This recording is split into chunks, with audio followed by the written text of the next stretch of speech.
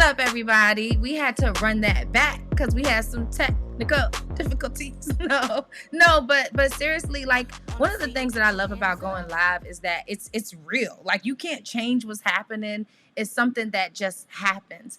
And that literally is something that I also love about documentaries, because when you are capturing a documentary, you're literally just with your camera recording what's happening, and then you go into the editing and you're able to turn it into what you need to. I bring that up to say that today we're actually having a really amazing filmmaker on who's going to talk about the documentary that he made out of my hometown, Richmond, Virginia, that is discussing This Is Black. Like, what is blackness to you? So that is probably like the biggest question that I want to ask him, like how this whole thing came about and what is blackness to him. But there's a few other questions that I want to tap in on too. So without further ado, I would like for you all to meet Ethan. Hey, what's up? What's up? How are you? I'm good. I'm good. And you? I'm great. I feel good. I wish I was outside so I could capture some of the amazingness of outdoors, but at least you catching it for me. Right, right. Now I feel good out here too. That's Like good. 75, 80 degrees. Man, I feel like it's dark where I'm at, so lucky you, okay? Lucky you. But But okay, so again, everybody, if you're over here, head on over to Unscripted and join us in the comments as we talk about This Is Black. Now, Ethan, I am so excited to talk to you because it's been a while. Like, I'm in DC. I know that you've been moving around, but like, just can you tell the people who you are and what you do? All right. I'm a filmmaker. That's like one of the most difficult questions to answer, but not at the same time. But I'm a filmmaker, father of five, entrepreneur, and um, yeah, that's me in a nutshell. I don't do a lot of talking. Like I was just having this conversation. Like I'm a doer and less of a talker. I don't really like a lot of talking unless I'm intricate. But I'm working on that. You know what's funny? The people in communications are oftentimes the ones that have the hardest time communicating because they found a way to express themselves through a different Right. medium. So therefore they're good at, like, you're probably really great at obviously being behind the camera or pulling out what somebody else is saying. So when it's time for you to express it without doing that, it makes it harder, because that used to be the thing for me. So I get it. Right. Yeah. Right. But All like I right. said, I'm working on it. I'm getting in front of the camera more. Okay. Well, I mean, you're doing it now. Look, this is forced. Okay. No, I'm just joking. Right. But No. shoot, father of five. Okay, so that actually brings me into my next question, because as a father of five black kids, like you made this documentary that is talking about This Is Black. And I Mm-hmm. don't know if it was an ode to anything or if there was any pieces around why you made it, but I would really love to actually hear that whole um, background for how you even made this documentary. Yeah. Nah. So one thing I've always been is proud of my skin, proud of my heritage. The funny thing is, I don't. I consider myself black. You know what I mean? But I don't consider myself black in the term that the white folk gave us. You know what I mean? Like it's all about it's all about who we are individually. But I never neglect or negate the things we've been through. I have a lot of people in my family that my father experienced segregation. My mother experienced segregation, and the people before them, they're still alive. They've told me the stories, and I've heard a lot of the things, and I've experienced a lot of things in my life too. But the way that This Is Black came about is it was right around the era of when people were trying to take down the statues and all that stuff in Richmond, and it was rioting, and there was a lot of stuff going on. Um, I was busy as hell. Like I was in my bag with creating, with filming, with running other businesses, tech companies, all kinds of stuff. And so I got to a point where I was fed up with all of these narrative pieces. These people trying to control the story of us. And it was a whole lot of slavery pushing. It was a whole lot of we should feel sorry. It was a whole lot of bullshit, for real, in my opinion. Everybody had the same story. Let's get angry. Let's go break shit. You know what I mean? Hmm. And The crazy thing is, I was having a conversation with one of my homeboys, and at that time, my mindset was negative too. Um, you don't know a lot about me, but I used to suffer from a lot of anger issues. So my mindset was, I'm finna go down here with all of these fake protesters. I'm finna start some shit with them because they ain't even doing it right. You know what I mean? Wow. Like y'all ain't doing nothing but breaking and tearing stuff up, and that's not even us that was doing that. If you want to keep it real. Hmm. So my mindset, I'm finna go down there and wreck shop because these people are putting a bad name on who we are as a people, and I don't really fuck with that. You know what I mean? So, Yeah. and my homeboy, he was like, "Nah, bro," because my mindset was extremely negative. I'm not even gonna cap on that. Like, but he was like, "Nah, bro. Like, you got to look at it in a different lens. You got to look at it through the fact that we have been through so much as a unit, as a group, as a people, and we still overcome, and we still ride neck and neck with people that have had it easier. Mm. So you got to look at how strong we are as a people." And right after he says that, he's like, "Yo, I gotta go watch B Love do this meditation session. You want to come with me?" And B Love is the host of the documentary. He's the first interview. He's the dude doing the spoken word, all of that. One of my homies are like, I love that boy to death. You know, youngin doing this thing. Um, but I was like, yeah, because I was pissed off that it was a lot of life going on. So I'm like, shit, I need some meditation myself.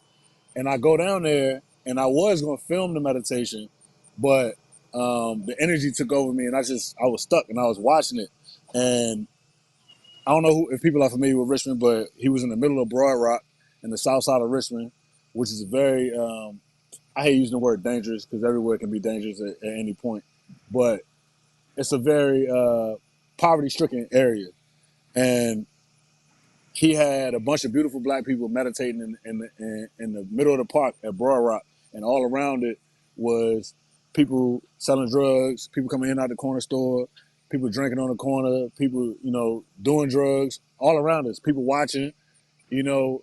But then you had this beautiful moment of people of us meditating and doing things that most people don't feel like we do, and it was probably a group of 20, 30 people, and inside of me, I go, see, all of this is black. You know what I mean? I was like, all of this is black. From us meditating right here, the girl over there doing crack on the corner, like all of this is black because we are human beings at the end of the day. But after the meditation session, I was like, yo, B-Love, you want to do a documentary on what black really is? And he asked the question, well, what is black for real? And I was like, all of this shit, bro. Like, let's do a documentary on us as a people. Let's let people tell their stories naturally without a narrative, without us saying, all right, you got to talk on this point and you got to do this. Nah, tell us how you came up. Tell us your black experience, and let's let people dissect it from there.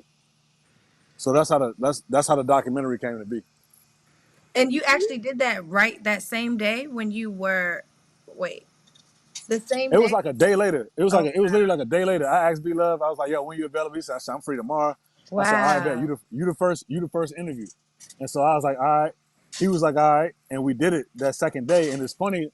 One of the other people that we interviewed came from that same day, that day that I interviewed him, because if you see the trailer, it's two girls that are riding skateboards. Hmm. I was interviewing B Love in the middle of Clay and Jackson Ward, and he had some of the kids that he mentored from Gilbert Court Hmm. with him selling stuff outside.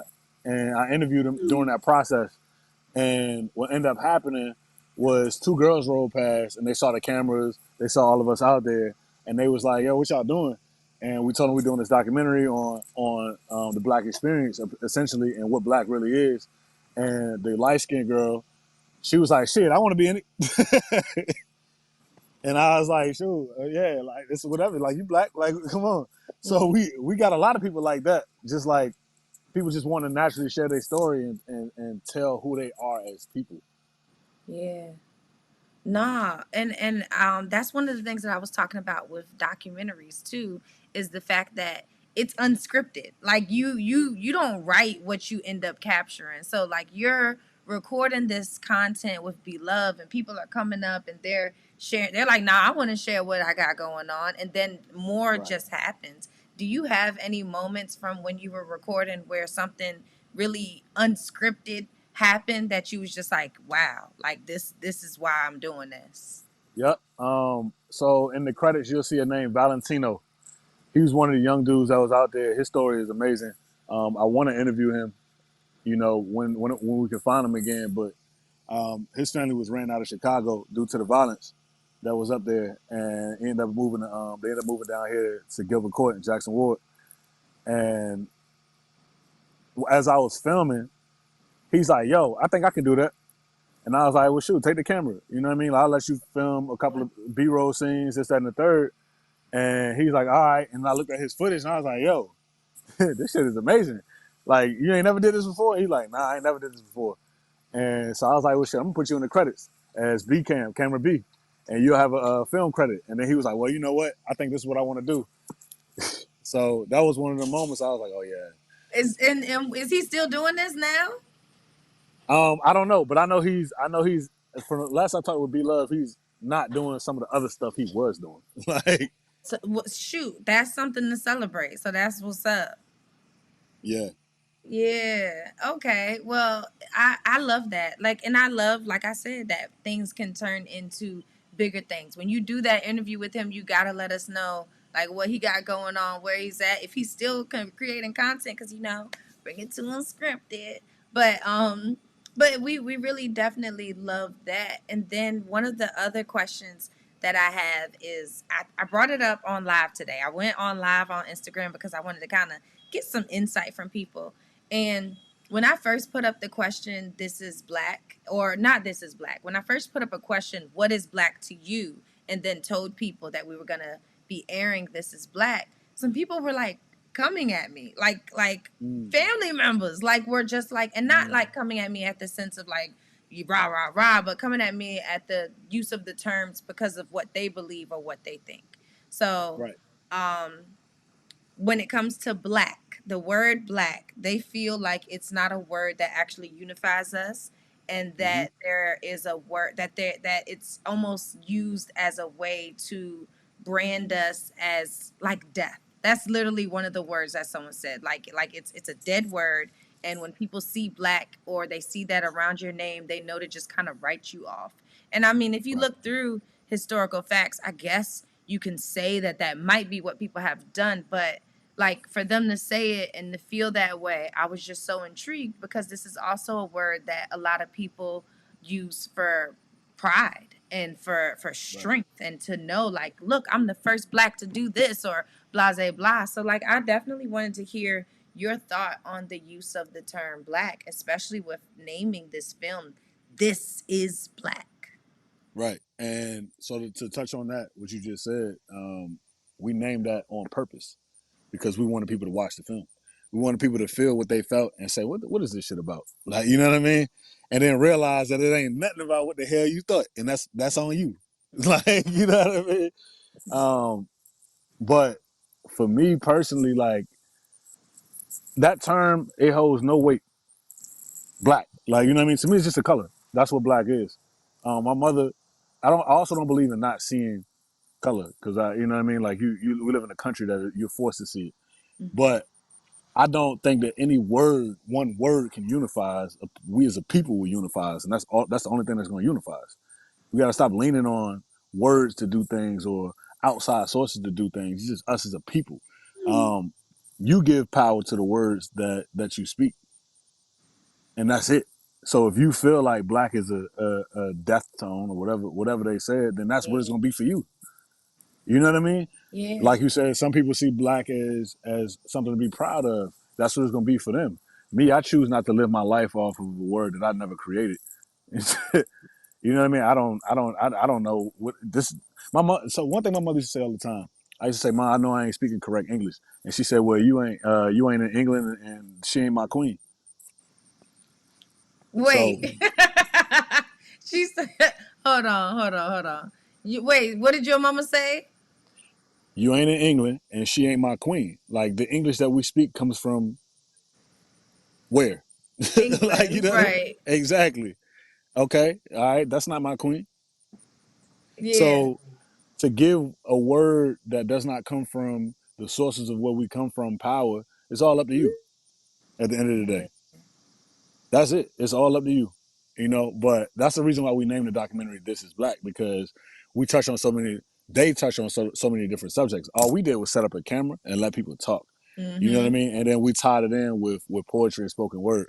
But I mean, it's so many things that's covered in the documentary, from colorism, from let's talk about that for a minute. The fact that the quickest way to divide a group of people is to turn them against each other. Mm-hmm. Um, you know what I mean? So we talk about colorism in there. We talk about not being black enough for your black friends because you light skinned, and not being white enough for your white friends because you black, quote unquote. Yeah.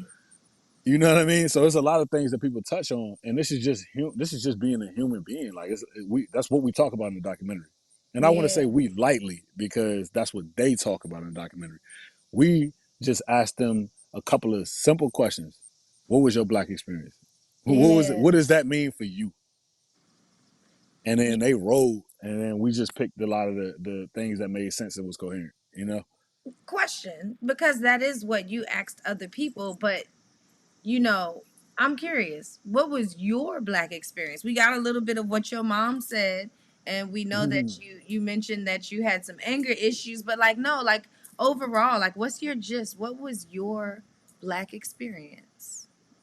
I've experienced racism, of course. I've been held at gunpoint from police officers, all kinds of stuff. But I also realized that a lot of that stuff was my choice. Like I was out here, I was out before I became an entrepreneur. I was in the streets. I was in a 15-year prison bid. Like it's a lot of stuff. I have a book out called Crossroads for my journey from what I was doing to becoming an entrepreneur. That's all the negative stuff. My black experience also was very, very nostalgic. You know what I mean? It was also finding a group of people that I resonated with and becoming a family. Like it was everything because I'm in my skin. I'm in a country that they say, okay, you black, and we're gonna put all of these things on you, and now you got to live within these parameters. But what I realized is that my experience was, if I had to, for lack of better words, I would say me saying I'm not gonna live in your parameters. It was rebellion primarily, if that makes sense. Um, but overall, it was an experience that we all fucking humans. Like you know what I mean? It's hard to say what my black experience was. Just like you'll see in the documentary, people just talk about their life. It's my life. Like you know what I mean? Like it's my life. I don't get to say. I don't get to say. Oh, I'm not this color, which I'm brown. You know what I mean? I'm tan. I'm whatever. If you want to be literal, but when you put a label on somebody and say they are black, like that's just it. It's just a label. So quantifying my black experience is just saying this is my life. I had good moments. I done seen death. I done seen life. I done seen poverty. I done seen money. I done seen like you know what I mean. Yeah. It's all of that. Like it's all of that. Now, have I experienced a lot more than other races that are in this country? Possibly. You know what I mean? Like possibly. I don't negate anybody's story. You know, there's white people, quote unquote, white people that have seen a ton of violence and grew up in poverty and all that kind of stuff too. But because of the systematic oppression, and that's real. You know what I mean? Because of the where they want to place us and where they want to put us, and um, like I've experienced a lot more violence. I've experienced a lot more.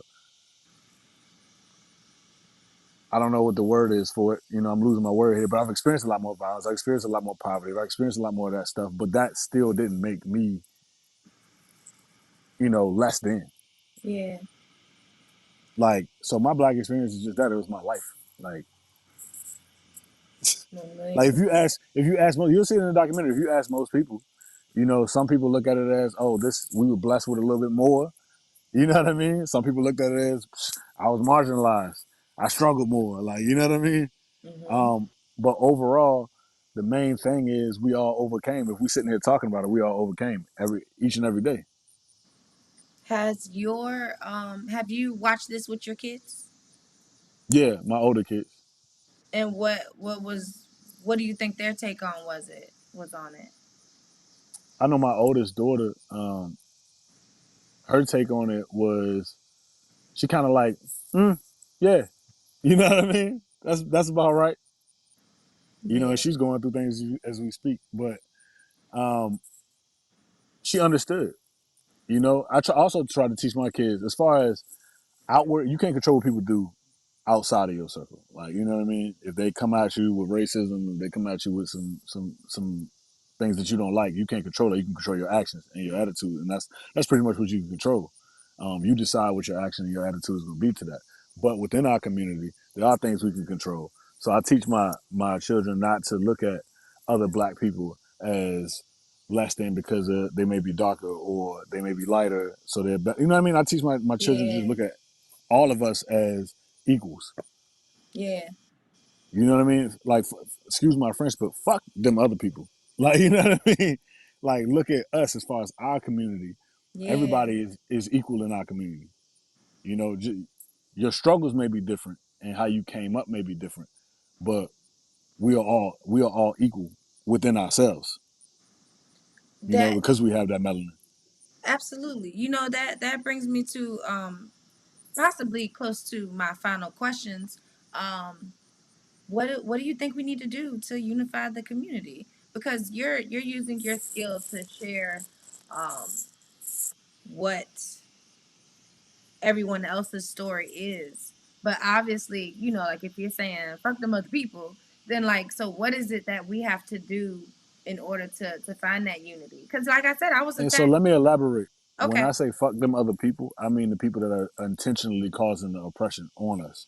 okay, You see what I'm saying? yeah, Like, what we need to do as a people is stop feeding into the division. You know what I mean? Like, I correct when if you're around me, you'll see I correct my people on certain things. If I hear somebody around me say, "Oh, that's a light skin nigga thing," nah, bro, chill out with that. Don't do that around yeah, me. yeah, You know what I mean? Oh, that's a dark skin nigga thing. Nah, bro, don't do that. That's just his thing. You know what I'm saying? right, That's just what he do as a person. Like, you speaking that is causing division. yeah, You know, I had a conversation with my father recently. Like, he felt back in the 50s and 60s that because and people used to do this to him because he was lighter complected, his own people, because he was lighter complected, he had to fight more. He had to be tougher. You know what I'm saying? Like, nah, stop that, bro. Like, we all in this together. yeah. Come together. And if you don't come together, then move, like, kick rocks, bro. Like, you ain't a part of the community. Like, shit, go with them. That's Go oppress real. with them. No, okay. No, I think I agree. It's either you get in and you fit in, or you figure this thing out, or like if it ain't for you, then that's cool. Because Yeah, no matter and it what, goes you'll deeper than get it that. out. But Yeah, like, yeah, yeah. So, oh, what? Um, sorry, it looked like it went offline, but hopefully she's able to get that back up. But with that being said, um, dang, you said something and I was responding to that. No, okay. So obviously we're about to get on and we're about to watch this documentary that we just talked up, and now we have a nice little background for it. But before we do all of that, I would love for you to just kind of update us. Like, what are you doing now? Because this, like you right. said, this was back when the riots. That was during COVID when that happened with the statues, right? Or that was right? Was it right right before? before, It right was before right leading into it, before. it was COVID was coming.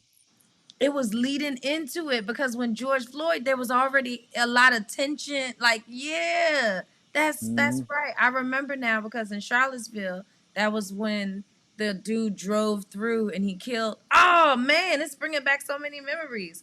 Okay, so that means that this has been a while, and like Hmm. some things have changed, some things have gotten better during COVID. Obviously, people responded to do a lot more, but now some of those things are starting to come back. But I'm curious to know, like, what are you doing now? And if it still has a lot to do with the community or if it has more so to do with your actual company. Now it's a mixture of both. So me and Beloved working on another documentary as we speak called "Our Babies Are Dying," and it's addressing the gun violence within the community. So this is the conversation piece specifically for us. Um, but the way we tell the story is going to be very similar through spoken word and sit down storytelling. Spoken word and sit down Yep. storytelling. That's So like when different. someone sits down, yeah. So spoken word, like you'll see this in the documentary, like the spoken word throughout the whole documentary of This Is Black, and then people are sitting down and telling their story. But the spoken word coincides with the stories that they tell, and our babies are dying. It's pretty much the same thing. We're interviewing eight different people, four families who have lost people to gun violence, and four survivors of gun violence. And we wanted to be graphic. We wanted to be um, extremely heartfelt because we're trying to reach the people. We're trying to reach the person that got the gun in their hands. You know what I'm saying? Mm. We want them to know what you doing to people when you acting off of emotion. Um, so it's a documentary that we hope to get to people that are about to pull the trigger. Not people who are out there fighting with it. It's good for them. They can watch it and resonate it. Not resonate with it, but it's for the people that they in the trenches right now. You know what I mean? Yeah. Nah, Because if absolutely. if you can get one to change their mind, you can get millions to change their mind over time. That's real. That's it. I mean, shoot, what did Tupac say?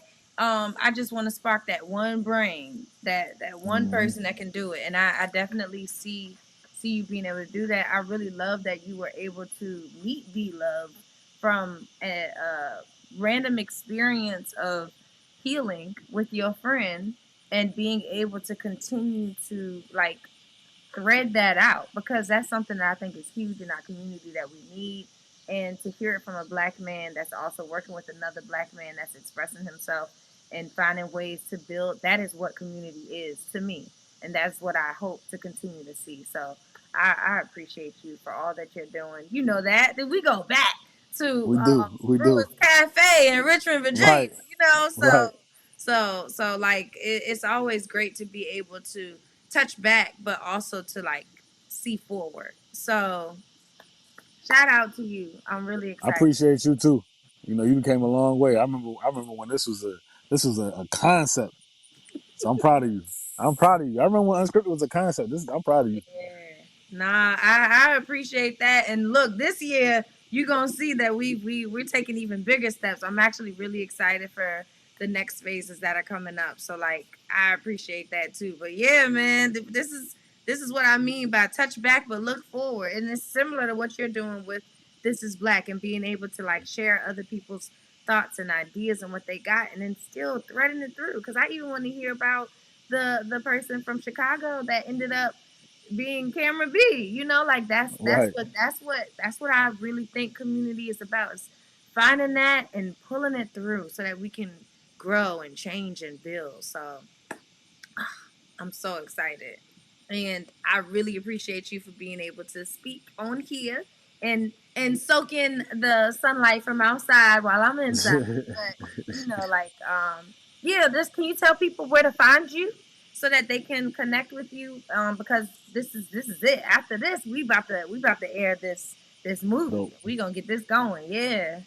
I am most active on Instagram. So Ethan X Evans on Instagram. My website is in my link tree as well as other work that we've done. So that's the easiest way to get in touch or connect with me is on Instagram. Ethan X Evans. Yep, with an S at the end. Oh man, I just looked at it and was like, no, the us is missing. I was trying to look. I was trying to be all cool with the little the animation and missing the whole S. Y'all heard him. Ethan X Evans with an S. Make Hmm. sure that y'all go on to Instagram and follow him there. And you can also catch up with the documentary at let me see if this one will work. Hold on. I think this one's gonna work. Look at me. At here we go. This is Black with two C's. But Right. but that's definitely where you can learn more about the documentary and just keep up with what they got going on there.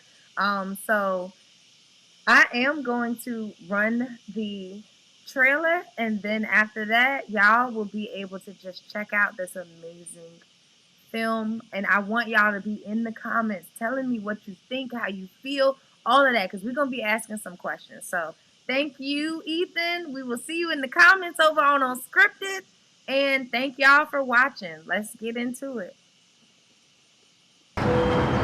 Being black is like, it's almost like you got a little more magic in your soul. But to me, to be honest with you, being black is like revolutionary. It's eclectic, it's artistic. It's the ability to create yourself and express yourself in a certain way that people want to, then follow you. And just think about how many trends and how many modes we have broken with less than the other demographic. The resilience that comes from it is just like, I feel like I can do anything. You know what I mean? So when the whole world is, or it feels like the whole world's against you, it's like, well, I'm just gonna go for it. I can do anything. It can be hard because I do have 3 black sons, and the way the world looks at them is very scary. So, like I said, it's an experience, good and bad.